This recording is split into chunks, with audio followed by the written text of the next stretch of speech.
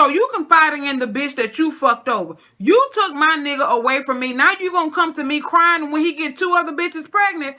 I don't give a fuck. We are back for another ratchet reality television show review, girl. Love and Hip Hop Atlanta Season 5, Episode 9, Free at Last. If you enjoy these ratchet reality television show reviews, please consider giving this video a thumbs up. If you are new here, be sure to hit that subscribe button because, girl, we have a whole lot of fun around up through these ports, okay? Now, y'all know how I do. We have to sit down and we have to evaluate this shit as girls. You know what I'm saying? We have to go through the whole shebang. So usually these videos turn out to be pretty fucking long because, girl, a bitch is long-winded. Not only is a bitch long-winded, but girl, I have to break this shit down piece by fucking piece. You feel what I'm saying? And it's a whole lot that we have to break down, girl. Okay, let's go ahead and get into the meat potatoes. This particular shit right here, girl. First and foremost, let's talk about Miss Jocelyn Hernandez right quick before I get into the ratchet reality television show review. And today, girl, guess what I'm drinking on? I'm drinking on a Kinky Pink, bitch. Yes, this is leftover from the Memorial Day weekend. Yes, I know it is 9 o'clock in the a.m. I don't really give a fuck, okay? I'm still on vacation, bitch, technically, okay? I'm not working today, okay? Damn, bitch, you thick chick, do you need to be drinking this shit? Do you really need to be drinking this shit, bitch? You goddamn hiccuping and shit, okay? Well, we gonna use this to get rid of the hiccups, okay? I ain't going nowhere today either, girl. I'm being in the cribbo because, bitch, it is hot as fuck. And anytime you go to a barbecue or you're outside for an extended period of time, you just don't be wanting to go outside no goddamn more. I'm just goddamn saying. So today, I'm staying in the house underneath for, yes, I said underneath for the AC, okay? But anyway, Miss Jocelyn Hernandez is now apparently dating young Dro, bitch. I actually shared the video on my ThickChickVlogs Facebook page. If you're not following me over there, why aren't you, girl? The link is always down in the description box.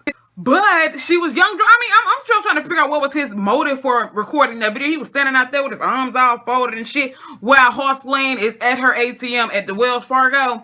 Number one, motherfucker, how the fuck you looking, guy? Now, I gotta give big ups to Jocelyn for making sure she have her own money just in case some shit go left. Ladies, never go anywhere empty fucking handed like that girl went, when she went to go see Lil Wayne talking about he didn't want to give her no apple and no orange and she was hungry and shit. Never go nowhere empty-handed. So yes, Jocelyn, I ain't mad at you, boo, for getting your own coins up out of the bank, boo. Yes, but they are apparently dating right now. So I guess shout out to Miss Jocelyn Hernandez. Now let's get into this motherfucking review. Jessica Dime shows up. Y'all know that in the last episode, when she told Lil Scrappy that if she able to do these 10 push-ups, he need to be taking her on a date to some fancy place or whatever because she ain't know, she likes nice things. So she gets dropped off, I'm assuming, to this goddamn skating ring. And of course, she's feeling all some type of way. Like, this motherfucker seriously finna take me to a goddamn skating ring for our first date when I told him I like nice things. You know what I'm saying? I guess she wanted to go out to some big fancy dinner or whatever. But yes, he played your ass like a motherfucking fiddle, bitch. Like a fiddle, okay? So as she shows up to the skating rink, she's walking in there with her thought bodysuit on or whatever. Now, I guess in this thought bodysuit, she wasn't looking all disgusting like she was to me in those tights or whatever. She was looking okay in her thought bodysuit. But anyway, she shows up to the skating rink and she's not greeted by Lil Scrappy. Guess who she's greeted by? She's greeted by Young Jock, bitch. Y'all know the person who considers himself to be Lil Scrappy's brother or whatever. The ones who was, they was living together in this bachelor pad. Yes, Young Jock is showing up in replace of Lil Scrappy. So I'm thinking to myself, what the fuck is seriously going on here? What type of bond these motherfuckers got, okay? So, of course, Jessica Dime already feeling some type of way about, Lil Scrappy taking her to the skating ring. But not only is he taking her to the skating ring, he ain't even there. He done sent Young Jock. And basically, Young Jock tells her, look, girl, he got some stuff that's going on with the Bam, okay? Basically, bitch, we already know, after that whole little situation with you and Bambi at this damn meetup at the Mimi and Arian's party, you knew damn well that he wasn't finna come meet your goddamn ass. Even though Bambi got a new motherfucker, you know that's some Mona Scott shit, okay? You probably thought you was finna ease up in that, then you Jessica Dime. That's what you thought. You thought you finna ease up in that, didn't you? Checkmate, bitch. He sends Young Jock in his place and you sitting up feeling some type of goddamn way. While you sitting up there thinking you some type of a boss bitch, now you looking extra stupid since this dude didn't show up and he sent his homeboy in his place to fuck around with you. And of course you gonna say, you tried to pretend like you ain't really interested in Young Jock, but girl, okay, you wanna become relevant while you sitting there talking about how you a boss bitch and all this old other stick and talking about you the only person that's gonna be doing the disrespecting around here. Do you know who I am? Who are you? Okay, who the fuck are you? Like I said, we didn't know who the fuck you were, Jessica Down, before you came from Florida, from the script club, wherever the fuck you came from. Who the fuck are you? Okay, talking about you the only one that could be doing the disrespecting around here, girl. Stop your shit. Stevie's at this little meetup with one of his homeboys because he's trying to get this hookah bar situation off of the ground. So he's meeting up with a lot of potential employees and things. You know, you want to have pretty ladies in there. You know, dudes are going to be coming in and up out of there. You know, you want to have the pretty ladies in there that can sit there and flirt with and make you more money, okay? When you got pretty girls in an establishment, we already know this, you're going to have people who are going to want to be repeat customers, you know what I'm saying? Just to come and flirt with the ladies. So in the midst of them in there and interviewing the ladies, this motherfucking Tommy show up now. This bitch is a random motherfucker. She just randomly be popping up at places. So how the fuck did you know Stevie J? Well, we know how you know Mona Scott. Y'all know I always got to throw a little bit of shade at Mona Scott. Mona Scott told her ass they was going to be doing this little interview situation with the ladies for this hookah bar. So she shows her ass up, pulls Stevie to the side, and they have like a little side meeting or whatever. She's basically telling him how, you know, basically Scrap was taking care of her. She didn't never had to hustle, but now since he's finna go to jail for these 5 years, you know, she needs to be able to take care of herself, and basically telling him that, you know, she's an actor. And let me tell you a little bit of something, Miss Tommy. I know that you said that you're an actress and you rap and all that shit, but let me tell you something.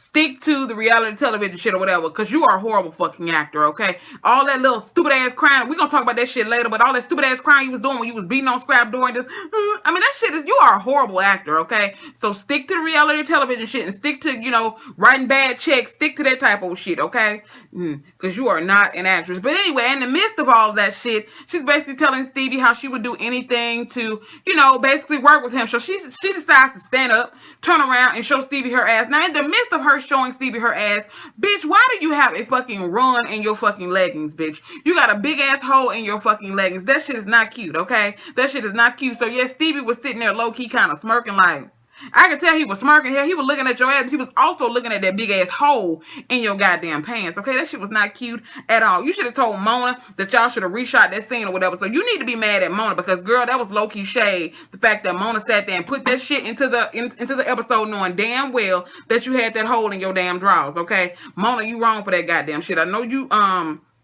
like to concoct the whole lot of shit, but Mona, you wrong for that goddamn shit right there. You know you could have edited that motherfucking shit up out of there. I digress. Let's move the fuck on. So they having a little conversation, and again, she's basically telling him that she will do anything to work with him to, you know, basically become a success, work with him, aka, I'll fuck you, okay, if I can work with you, basically. And not only does she, you know, she claims she's wanting to get her acting and rap career off the ground, but we already know she's basically trying to get back at Scrap. At the end of the day, that's exactly what it is. She's trying to get back at Scrap, okay? All right, thought-ass Carly Red, okay, is cruising around Atlanta with Scrap, girl. I'm talking about, ooh, I love her. My thing is this, Carly Red, okay? You done went from Benzino to Young Jock to Life Jennings to Scrap to apparently now you be fucking around with Tiger, whatever the fuck his name is.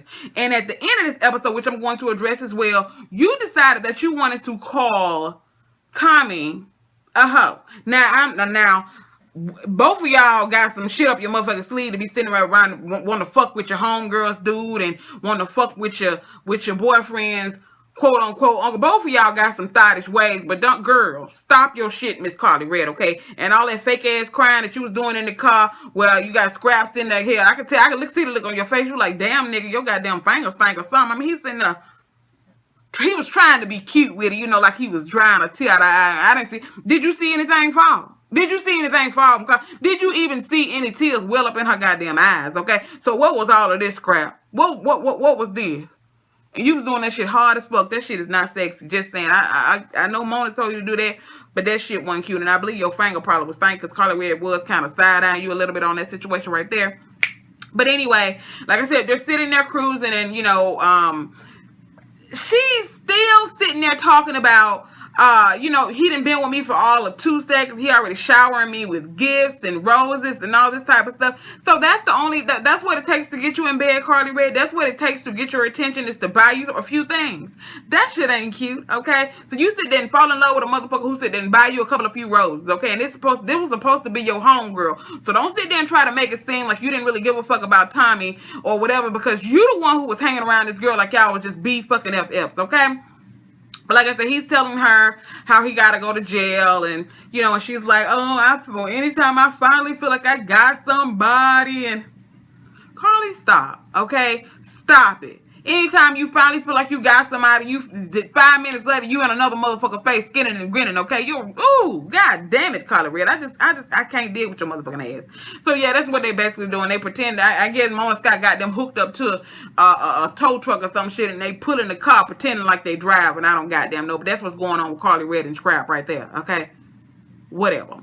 Now, Miss Hoflane is meeting up with that bitch that Stevie J hates, Dawn. And she's basically, Dawn basically wants to meet up with Jocelyn to ask her about the shit that they were talking about in the blogs about, Jocelyn bleaching Stevie J's clothes. And we know that shit probably happened right around when she probably found out that he had these kids. They're just revealing this on the show. But I think around that time is when they actually found out that Stevie J had these other kids. So I saw it in the blogs too, that Jocelyn had bleached Stevie J's clothes and locked him out of the house and all this other shit. So Dawn is basically asking her about that. And of course, Jocelyn denies the entire thing. But girl, Jocelyn is a crazy motherfucker. So yes, she did bleach Stevie J's clothes.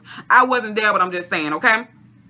Now, she tells Dawn that she also found her contract. Not only did she find her contract in the house in a suitcase, but the contract is fucking up. Apparently, the contract was for 3 years, and that 3 years been like 3.5 years ago. So she's no longer in a contract with Stevie. So she said she's going to meet up with the lawyer because she wants to go solo dolo. Now, she don't want Stevie J to, basically have her around her fucking neck to the point where she can't do anything on her fucking own, okay? So she basically tells Dawn that she's gonna get a lawyer, go off on her own, do her own thug thizzle. That way she don't have to worry about Stevie J telling her what she can and cannot do. So shout out to you for that, Jocelyn, because Stevie J did used to he was low-key kind of reaching when it came to basically trying to control every aspect of your fucking life, okay? Now, she also said that them baby mamas really, really showing up digging in his goddamn pockets. So, he not only apparently has one baby, he apparently has 2, and both of the women has him on child support. Now, I'm going to tell y'all, because I have it down a little bit further in my notes, what this bitch name is, because I'm going to have to Google her ass my damn self, because I had never heard about her, but apparently she was all on social media, all on the blogs, talking about how her and Stevie J had a baby together.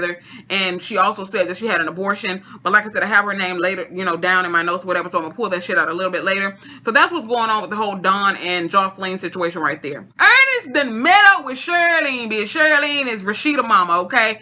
And Shirlene basically wanted to meet up with Ernest to have a conversation with him about how Mama D lashed out at her at the store and when they was having the little meetup, the brunch or whatever situation with Dale. And Ernest is basically, telling Shirlene, he apologized for Mama D's behavior. Mama D is bipolar. She also has a drinking problem. And he also tells Shirlene about, how Mama D was in the car accident. And, basically back in the day, a little bit about Mama D's past, how she had to sell drugs to basically take care of Little Scrappy and, Little Scrappy's sisters. And basically just telling her all that type of stuff about Mama D having a very, very lengthy past. And Shirlene low-key feels sorry for her because she's like, she understands how, alcohol abuse is a very serious issue, especially being that her father had an alcohol problem. He died at a very early age because of his drinking. So, yeah, that's what's going on with that. But I low-key caught a little bit of licking of the lips when Ernest went to walk off. I don't know, goddamn, what if some shit pop up and Shirlene end up fucking around with Ernest and her mama did get into a fight? Bitch, that would be a gag, girl. That would be a motherfucking gag. So, Shirlene, stay the fuck away from Ernest, okay? Because that'll show no be a fight between you and Mama D. That'll be hilarious, though. If Mona Scott put some shit up in the episodes about Shirlene and Mama D getting into an altercation. Girl, that shit'll be fucking hilarious, okay? But, you really don't want that because you don't want Scrappy and Rashida. But I guess it'll be a good storyline, just goddamn saying. Tommy shows up at Scrap House beating on the damn door again because for whatever reason, she had to borrow Scrap's car. Just randomly had to borrow Scrap's car. Okay? Like, the fuck? Really?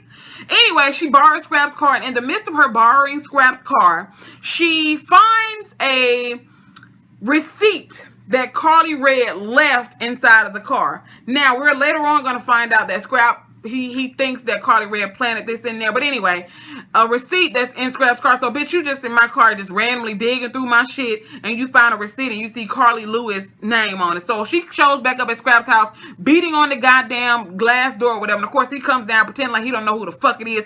If this bitch got your goddamn car, you know who the fuck it is knocking on your goddamn door. Scrap, for real, though. So, like I said, this hoe is batshit crazy. She grabbing all on his clothes and shit and a horrible fucking act. I'm sitting down, I'm relaxed. I mean, just acting like a motherfucking donkey, okay? I mean, just girl, unbelievable ass acting, okay? So, Tommy, stop that motherfucking fake ass crying shit because that shit is not cute at all. You look like a motherfucking fool when you be sitting there with that fucking fake ass tears crying and shit, okay? So she asked him why was Carly Red in his car, and he said, do I ask you why you got people in your car? So she goes berserk again, jumps on him, acting like she's pulling on his clothes, and he throws her down on the couch, and he's pretending to hold her down, and then you got the security that comes over and pretends to be removing him from her. Now, the whole time, Scrap is sitting there laughing at this bitch. I mean, he's seriously sitting there smirking. He tells her, you played your goddamn self, basically. Bitch, you played yourself. You look like a fucking fool, okay? And in the midst of him telling her that she looks like a fool, she decides to charge at him again, pretending like she's going to be jumping all over him. Then she tells him, you know, your uncle going to be eating my twat, etc., etc., and just, girl, just too much. She also tells him, fuck you and your sentence, nigga, you going to a candy camp, talking about, I am the victim, I am the victim, Scrap, I am the victim. Nah, them people who identity you stole writing them badass checks, those people are the victim. Now, let's talk for a second about the fact that Scrap had the nerve to say that his mama told him that you lied to protect the people that you love. Scrap, how about this? How about this for an idea? How about you don't lie to the people that you love? That whole lying to protect the people that you love, that's complete bullshit. And I don't believe KK told you no shit like that. But then again, I can't put shit past KK. So I can't even say that KK didn't tell you that, because she probably goddamn did. But how about not lying to the people that you love, the people that you claim that you love? So you need to stop that motherfucking shit, because he did tell Tommy that he wasn't fucking around with Carly Red, and just, I guess it was a fucking coincidence that the receipt was in his car. I don't goddamn know, but he tells her he ain't fucking around with her, and he later goes into the confessional and basically says that he lied to protect her feelings. Stop, Scrap. That's just stop. Ernest meets up with Pastor Couch, y'all. Pastor Couch. Is that really, what kind of fucking name is Pastor Couch? Or is that just like a nickname they give him because he has like these therapy sessions with people on the couch? I don't know. But anyway, Ernest meets up with Pastor Couch because he wants to have a sit down with Mama D. You know, because of all of the stuff that they're going through, okay? So he invites Mama D over there. Now, Mama D shows up, and she thinking they're about to renew their vows or something. Girl, you do y'all want to renew y'all vows at Pastor Couch house. But anyway, they're over there, and they're, confiding in Pastor Couch, telling them about their problems. And, girl, they get to tell, Ernest get to telling Pastor Couch about how Mama D ain't giving up no cat, and Mama D telling Pastor Couch about how Ernest, he got a erectile dysfunction, he can't get it up, okay? Because y'all know in one of the previous episodes, Ernest was talking about how he ain't had no money to go get no more lube. I mean, they were just doing way too much in that scene. But anyway, they sit there and they're having this conversation with Pastor Couch, and Pastor Couch basically just telling him, y'all need to come to a consensus. Y'all need to get on the same page. And Ernest telling Pastor how Mama D basically a labor hole. She's very... she likes expensive things, so he can't afford those things. So Pastor Couch saying, y'all just need to sit down, get on one accord, and move on swiftly and motherfucking professionally. Shout out to Justin J. So they agreed to work on it, and, that's it, and that's all. Scrap takes Carly Red out to dinner, and in the midst of him taking Carly Red out to dinner, he basically accuses her of planting this receipt in his car. And Carly Red goes into the whole spiel like, do I look like the type of bitch who gotta plant some shit in a nigga car? And Scrap tells her how Tommy popped up at his house acting a fool because she found this receipt in his car. And of course, Carly Red goes into the whole spiel. I thought you said y'all ain't have nothing, bitch. Look, regardless of whether or not, Scrap and Tommy or Scrappatier were still fucking around with each other, the fact that you sit there smiling in my face all the time, you want to take my place, bitch, you a backstabber, okay? Bitch, you a motherfucking backstabber. The fact that you smiling in my goddamn face and the whole time you around here fucking fucking around with my dude. And you even said in a previous episode that you can see why these chicks be fighting over scrap. Now you talking about, I thought y'all didn't have nothing. Bitch, so you seriously sitting there believing this motherfucker who is clearly playing these other two women, okay, like a fiddle. You honestly and truly gonna believe what the fuck comes out of his mouth, Carly Red? Are you that fucking stupid, okay? Are you seriously that goddamn stupid? So like I said, he sits there and tell her, you always jump into conclusions. And eventually they just come to a consensus that Carly Red ain't plant this fucking receipt in his car, which she probably did. And they go head on back there and go, and fucking eat. But Carly Red, you need to quit acting like you a clueless ass bitch, because you know, okay, you knew the shit that was popping off, especially by you and Tommy sitting down having these goddamn one-on-one conversations. Bitch, you knew. Mimi's meeting up with Jocelyn because Stevie J done propositioned her to, you know, stay over her house for a little while him and Jocelyn are going through their little problems. And, you know, so they can, you know, basically until they work it out. But like I said, motherfucker, you need to carry your ass downtown Atlanta, get one of them hotel rooms since you want to act like you big ball and shot calling. Look at the fucking first episode. You just sat there and took Jocelyn to this jewelry store like you just got coin like that, okay, buying big ass rocks and shit, but you need to stay in my house. Never. Jocelyn sitting there crying, telling Mimi about how Stevie J got a new baby, not one but two babies, and how they basically taking him for every motherfucking thing he got, okay? They are draining his bank account with child support. So you confiding in the bitch that you fucked over. You took my nigga away from me. Now you gonna come to me crying when he get two other bitches pregnant? I don't give a fuck. But Mimi tells Jocelyn that, you know, she has, you know, basically has empathy for her. She feels bad for her. And she also says that she never thought in a million years that she would feel bad for Jocelyn, the person who basically took her dude away from her. But she feels bad for her because she's a woman herself. But girl, like I said, I don't know if I can sit there and have, I can, you know, I can be cordial with you, but I'm sorry, Karma's a big ass bitch, okay? She's a big old huge ass bitch. And trust me, when your number is up, when your number come up for her to, you know, run your motherfucking ass over with that Karma bus, oh, trust me, she's coming. So the chick's name is Promise Be Made, apparently. This is a chick who apparently was in the blogs a long while ago when Mimi heard about it, but apparently the woman claimed that she got an abortion, but turns out that wasn't true. But again, her name is Promise Be Made. Like I said, I'm gonna look her up and see who the fuck she is, because like I said, this is my first time hearing about it. But this is the chick who apparently has one of the kids by Stevie J. He also has another kid now. I don't know who the other chick is he has the child by, but Promise Be Made is apparently one of them. Now, in the midst of all this, Jocelyn is seriously sitting there begging Mimi to allow Stevie J to stay over her house. Bitch, for real? No. You took you wanted him so tough. Keep him, okay? Don't try to pawn him back off on me now that you don't want him. Now that you see that he a dog-ass nigga.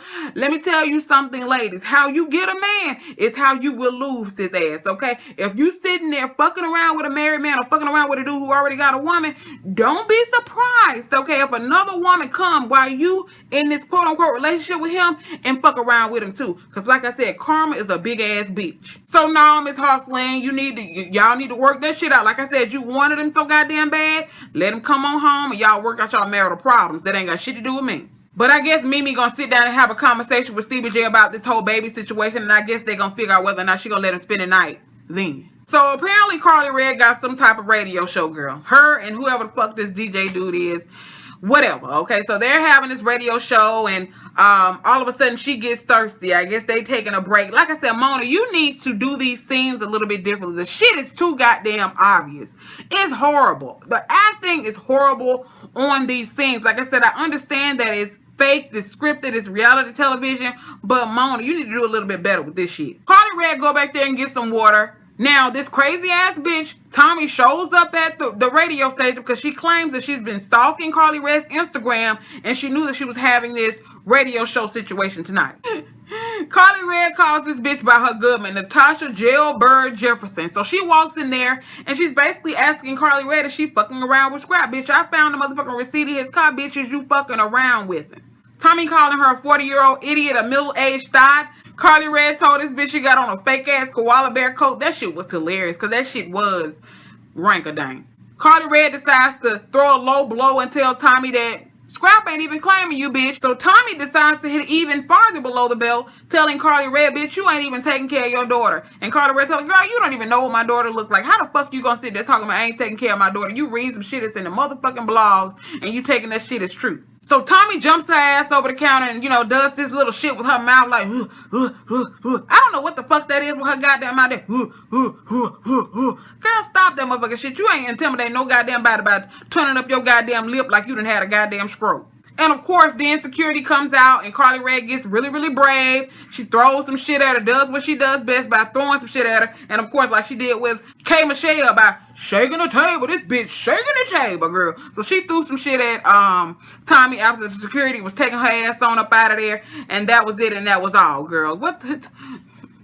Mona Scott. It was just a whole lot going on in this episode. You got Jocelyn sitting there crying to Mimi. My thing is this, bitch, don't come crying to me. Like I said, how you gonna cry to me over a nigga that you took away from me? No, you deal with that goddamn shit, okay? You wanted him, now you deal with it. And then you have Tommy finding out that Carly Rae is fucking around with Scrap. They got a little situation now, so we know it's gonna be some beef in that whole situation. But like I said, Carly Rae, boo, okay? Carly Rae, you sitting there smiling in that goddamn girl face, and now you fucking around with her dude. Yeah, you just need your ass beat on that, just off general purposes. Not that I even give a fuck about Tommy, but just from general purposes, you need your ass beat about that shit. On the next episode, you got Mimi, who's apparently supposed to be getting to the bottom of CBJ and this new baby situation. You also got D. Smith, who is supposed to be joining Deb on some type of a panel. I guess that has to do with transgender people. I'm not 1,000% sure.